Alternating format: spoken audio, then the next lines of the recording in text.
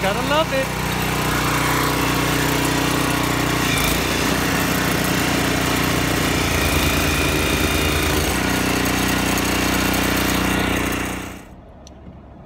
Well, headed in now. That driveway was brutal. We got about a foot and a half in some areas. Pretty horrible out. Anyway, headed into my shop and time to do a week in review.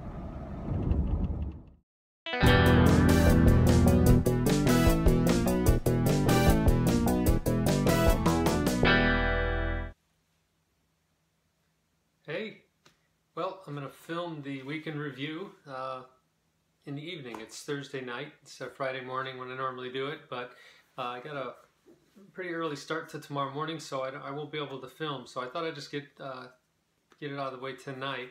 And tomorrow might be kind of rough. They're calling for a huge snowstorm here in western New York. My one daughter sent me a text already. And she probably had about 6 inches of snow on her car already, and she's about 2 hours away from me. So it's coming this way. You could probably hear the wind howling outside this door and window here. But we'll see. We'll see if it comes or not. But in any case, I'll try to capture some of that video in the morning and show it to y'all. As far as this week, you know, it's been kind of a slow comic week for me. I watched a lot of YouTube. I read a lot this week too. You know, read a lot of comics. It's good for that in the wintertime. And a couple thoughts came to me. You know, I didn't really bid on anything this week at all, and I only have like 4 or 5 things in my queue. I've been watching Comic Link a lot, and it got me to thinking that comics these days are kind of like, if you think of it, they're kind of constant orbit. They're just always flying around, and you can reacquire them anytime you want, and in the future obviously you got to pay for it, but it's a strange thing, because some of these books I see, and you kind of recognize the covers after a while, like they'll have a certain tick on the spine, or this date stamp going this way, and you recognize them, and you know, you remember seeing them from 6 months ago or so. And it's funny, some of these books, they just kind of rotate, and they, you know, I don't know if it's more like a foster, they're in foster care, they never really find a permanent home, and I know they're just inanimate objects, but it'd be kind of cool if they found a permanent home. So that's, I guess, what I'm looking to do is pluck some of those comic satellites out of the air and keep them in my collection. So that's where I'm headed. I didn't pick anything up. I didn't go to any comic shops. I didn't go to any estate sales or anything like that, or antique stores, anything. So I was going through a few boxes, going through what I call the cull process of the great culling of 2018. And you know, as I go through and I see some books that I wanted, and I came across these 3. It's the Red Banner Marvel Now, the first go around of Marvel Now, the all new Marvel Now. It's the Invaders series, and it's issues 8, 9, and 10, and they deal with it's a 3-issue story arc with Deathlock in it, the real Deathlock, Luther Manning Deathlock, and they're just really cool covers. Interiors are really good too. I read them. It's actually a pretty decent story. This one's a great cover.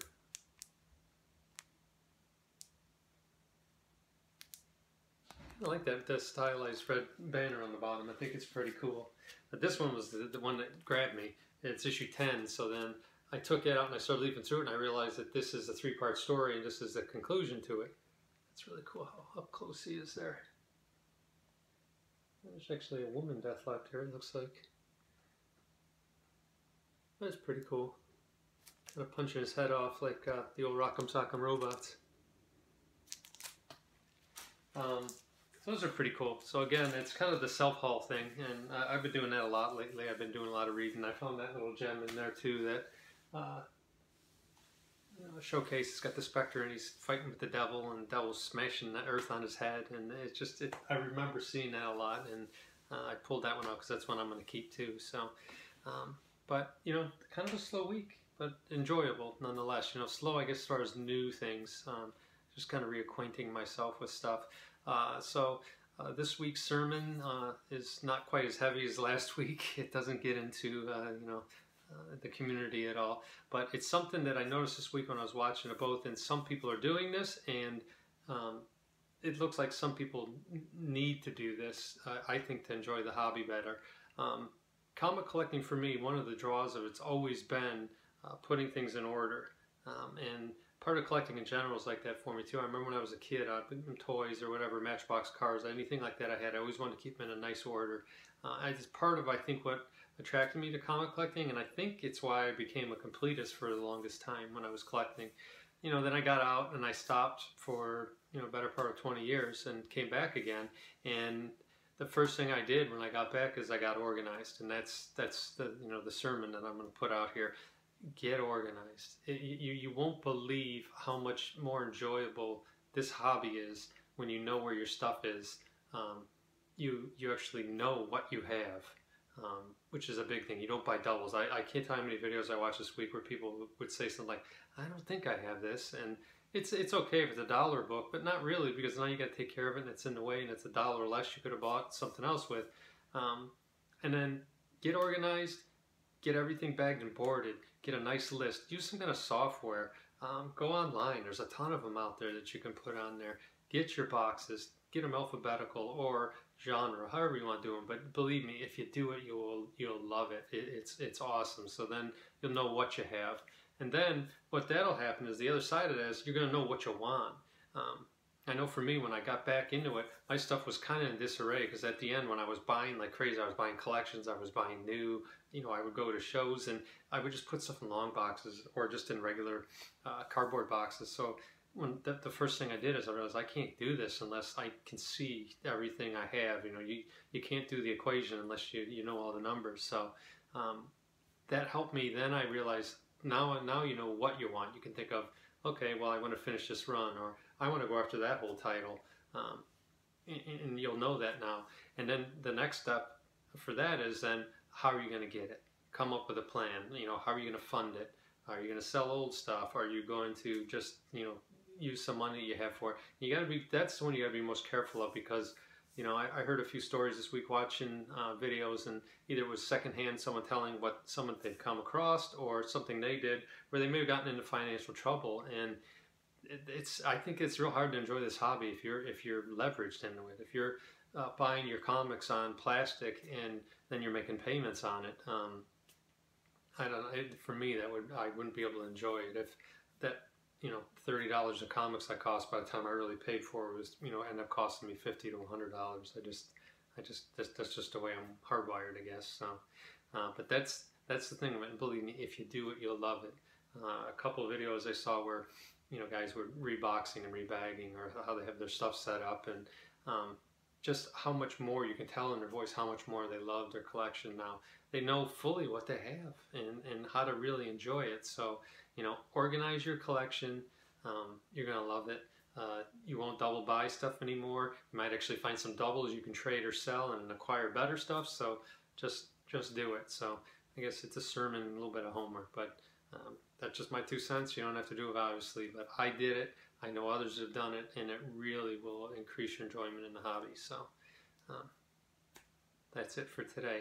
Homework, and I did this. Watch a YouTube channel, comic channel, that you never watched before. Maybe you're aware of it and you just thought, that's not me, I don't want to look at that. Or just go out there and find one, because I think a lot of us, at least I do this, I'll look at whoever I subscribe to, and then it fills a queue up and you can see all your subscription people, who, you know, what they've done.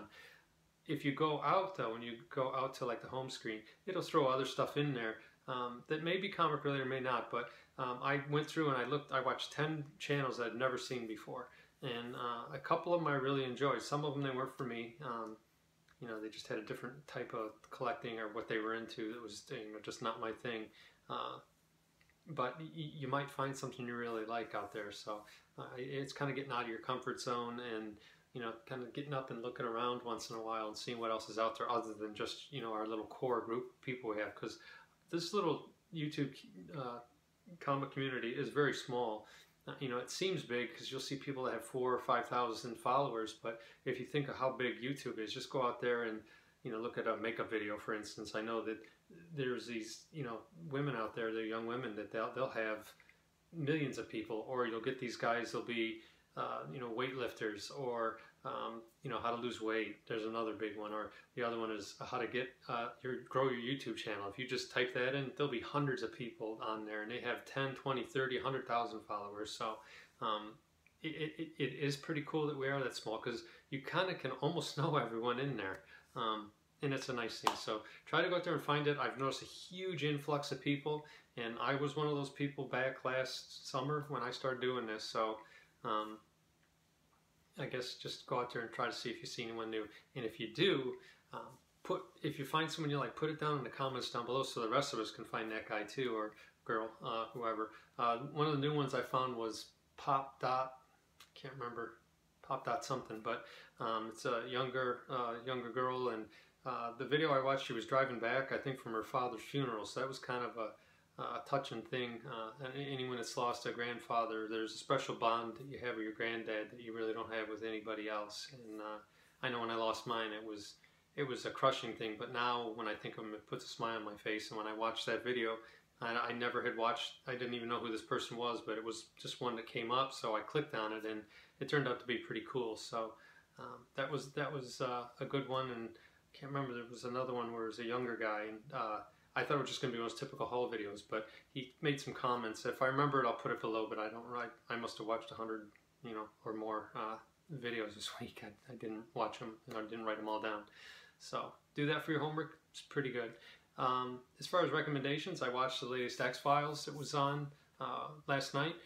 It was pretty good. It reminded me of one of the old ones that they had on, where there was an artificial intelligence and it took over and it ended up trying to kill him, and it was like housed in a Winnebago in the original. This one started off, they were in an automated sushi restaurant, and Mulder ended up not giving the tip, and you know, and all these mechanizations, automated things took over in our modern world, and finally, I don't want to spoiler, but at the end of it, they did something that stopped it all. So I guess that was the moral of the story. So it's only 3 episodes left. We'll see where they go with it. Next week's looks like it's going to be another one-off, which is great. Those are my favorite. And my pick of the week this week is Silver Age Dave running through the woods. I don't know if you've seen that video yet. I will put a link to that below. It's not comic related really, but if you listen to what he's talking about in there, other than his feet being freezing from running in, you know, near freezing water, it's good. You know, what he puts in there, what he went through. He talks about how he, you know, when he first got back into running, his health, he just couldn't run, and you know, wasn't healthy, but he just kept pushing himself, and he got there, and he can now. I mean, he runs a lot. I think, you know, he runs marathons now. So it's a good video. It's not that long. It's entertaining. So I'll put a link to that below. He puts out a ton of content, so this one was different. I clicked on it immediately because it was showed a thumbnail of the woods. So I didn't know if he was going to go out and bury some comics and you know, come back and dig them up 30 years from now or what. But it was an entertaining video, so I'll put that in the link below. But that's all I got for you this week. Slow week. Enjoy yourselves out there. Still haven't seen Black Panther, so I haven't been watching any of those videos except for the ones that say non-spoiler, but I really don't like watching those either, because even though they're non-spoiler, they still can color your mind a little bit on, you know, maybe what's themes or what's going on. Sometimes an absence of not saying something allows you to figure out what happens, so I have avoided all of that stuff. So we'll see. I hope to see it either this weekend or during the week, but that's all I got. So enjoy the hobby. Until next time, I'll see ya.